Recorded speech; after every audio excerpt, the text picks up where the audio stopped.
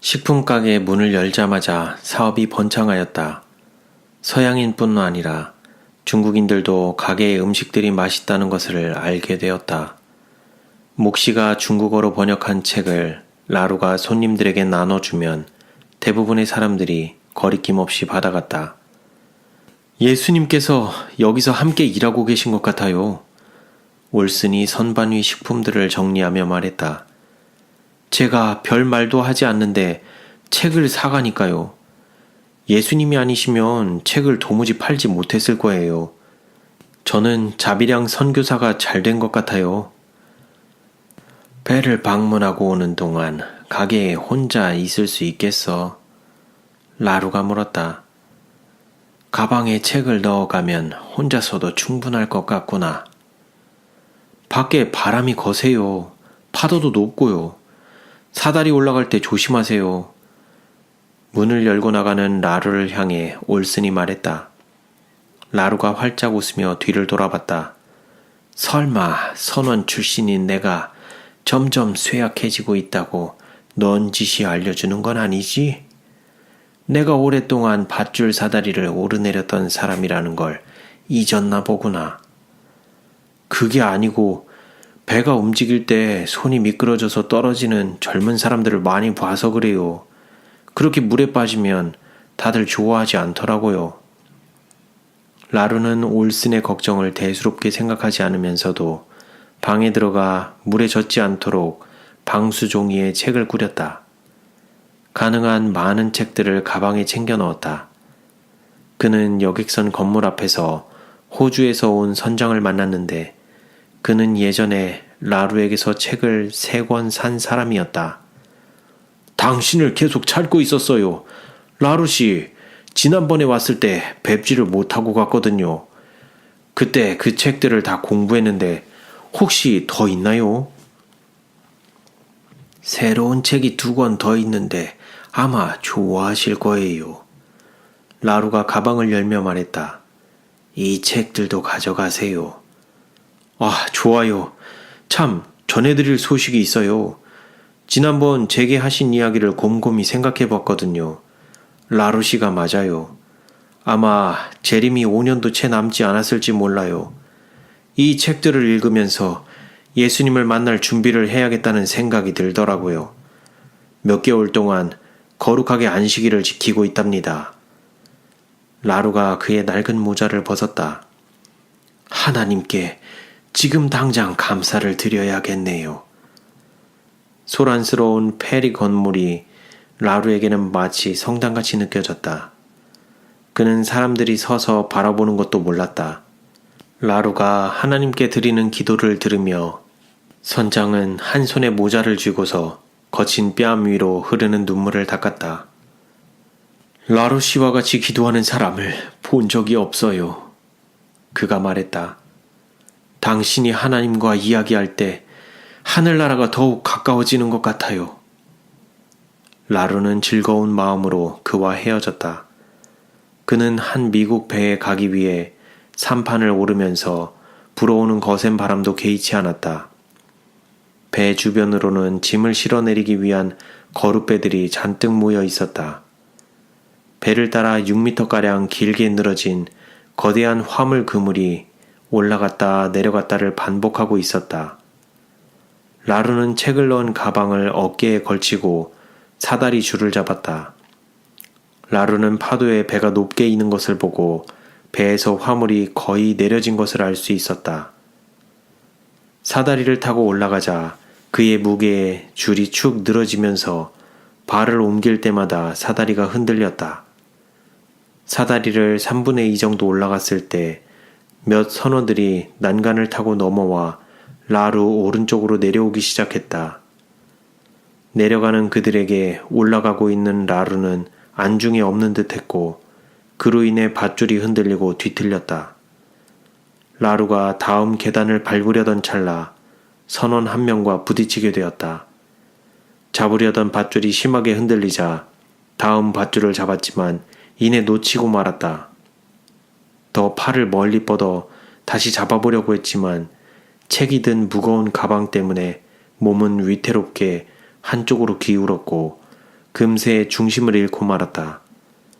어깨에 걸치고 있던 가방이 미끄러졌지만 떨어지지 않기 위해서 다른 한 손을 뗄 수가 없었다. 다시 간신히 다른 손으로 흔들리는 줄을 잡으려고 했지만 가방의 무게 때문에 그것도 여의치 않았다. 라루는 점차 힘이 빠지고 있었다. 밧줄 사다리는 끊임없이 잔물결을 치며 흔들렸다. 밧들을 붙잡고 책을 잘 지켜낼 수 있을까? 가방이 계속 미끄러져서 결국은 간신히 가방 끝만을 붙들고 있었다. 마음속으로 기도했다. 도와주세요, 아버지. 몸을 다시 아래로 굽혀 책을 붙들고 밧줄을 잡으려 안간힘을 썼다. 하지만 그가 다음 밧줄을 잡으려던 순간 무거운 가방이 그의 손에서 미끄러지고 말았다. 마침 사다리를 타고 내려오던 한 흑인 선원이 가방이 떨어지는 것을 보았다. 재빠르게 그 젊은 선원은 물속으로 뛰어들어 물속으로 가라앉기 전에 가방을 낚아챘다. 라루를 지켜보고 있던 삼판의 뱃사공은 노를 저어 가방을 손에 들고 있는 흑인 선원이 있는 곳으로 향했다. 자, 받으시오! 선원이 소리쳤다. 서둘러요! 물이 차가워요! 저 노인을 도와드려야 한단 말이오. 삼판의 사공은 가방을 자신의 배에 옮겨 실었다. 흑인 선원은 밧줄 사다리를 타고서 금세 라루의 곁으로 다가갔다. 라루는 나뭇잎처럼 온몸을 떨고 있었다. 고맙구려, 청년. 그가 중얼거렸다. 정말 필요할 때 이 늙은 선원을 도와주었어. 아직도 도움이 더 필요하신 것 같은데요. 삼판으로 내려가는 걸 도와드릴게요. 바람이 강하고 파도도 엄청나요. 물에 빠지고 싶지는 않으실 테죠? 저도 빠져봤는데 좋은 경험이라고 감히 말할 수 없더라고요. 이야기를 하며 건장한 미국 출신의 흑인 선원이 한 손으로 라루를 부축해 삼판으로 내려왔다. 라루가 삼판에서 온전히 내려올 때까지 청년이 그를 도와주었다. 배에 빨리 올라가서 마른 옷으로 갈아입고 집까지 모셔다 드릴게요.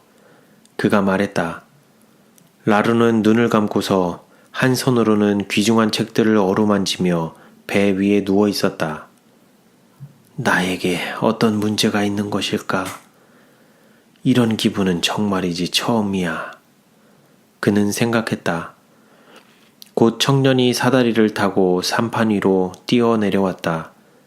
라루는 여전히 몸을 떨고 있었다. 청년이 그의 웃옷을 벗어 라루에게 덮어주자 온몸이 따뜻해졌다. 라루는 자신의 책을 들어주고 부둣가에서 인력거까지 자신을 부축해준 건장한 청년이 고마웠다.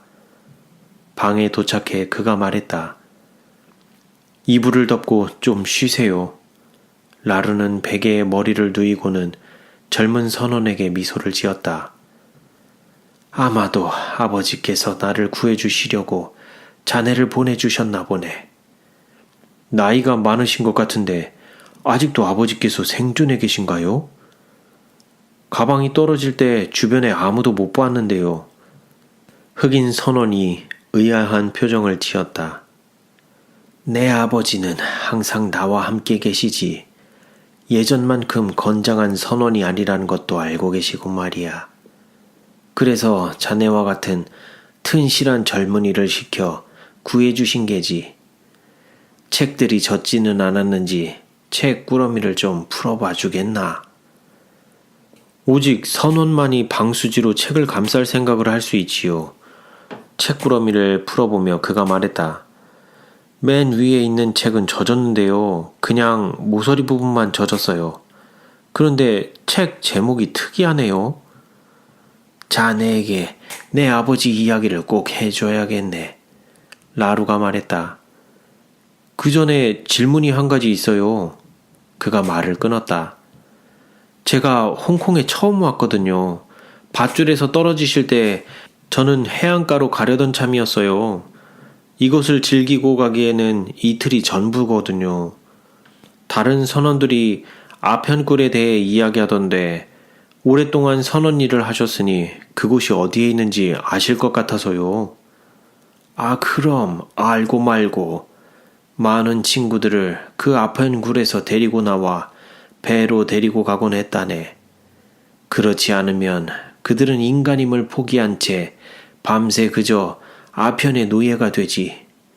선원이라는 직업도 버리고 고작 몇 달 사이에 그저 만신창이가 되고 말아. 그냥 여기 있으면서 나와 저녁이나 함께 먹도록 하게. 내 동료가 자네의 고향 음식을 만들 수 있네. 식사를 하면서 내 아버지에 대한 이야기를 들려주지. 꼭 저희 할아버지 생각이 나네요. 정말 최고의 이야기를 들려주셨거든요. 제가 바다로 가기 직전에 돌아가셨어요. 할아버지가 그립네요. 청년은 창가로 다가가 그 아래 밝은 불빛과 사람들을 바라보았다. 정말 나가서 마을을 둘러보고 싶은데 청년이 망설였다. 그래도 뭐 배에서 밥을 먹다가 집 음식을 먹으면 틀림없이 꿀맛이겠죠? 라루가 흑인 청년에게 하나님 이야기를 시작할 무렵 올슨이 곧 집에 도착했다. 침대에 누워있는 라루를 보고는 밖에서 있었던 일을 짐작한 올슨은 저녁 식사를 위해 야채를 잘게 썰기 시작했다. 라루에게 있었던 일에 대해 아는 것은 나중 일이었다. 당장 그의 일은 자신을 알아보지 못하고 사랑하지 않는 세상을 구원하기 위해 독생자를 보내신 하늘 아버지에 대한 이야기를 골똘히 듣고 있는 한 흑인 선원을 위해 요리를 하는 것이었다. 그날 밤 청년이 배로 떠나기 전에 라루는 그에게 작은 성경 한 권과 함께 책자꾸러미를 건네주었다. 감사합니다, 라루씨. 잘 읽을게요. 홍콩에 와서 술에 취해 아편이나 하며 시간을 보내려고 했었는데요. 제가 조심성 없고 못되게 굴어서 어머니 마음을 여러 번 아프게 했거든요. 그런 행동들이 하나님도 슬프게 한다는 걸 몰랐어요. 당신의 하나님이 아마도 오늘 물에 빠지지 않게 당신을 구하라고 저를 보냈나 봅니다. 하지만 반대로 하나님께서는 당신을 보내셔서 저를 악에 빠지지 않게 구해주시기도 했어요. 그가 떠나자 올슨이 일본에서 온 편지 한 통을 라루에게 건넸다. 라루는 봉투에 있는 주소를 읽어보았다.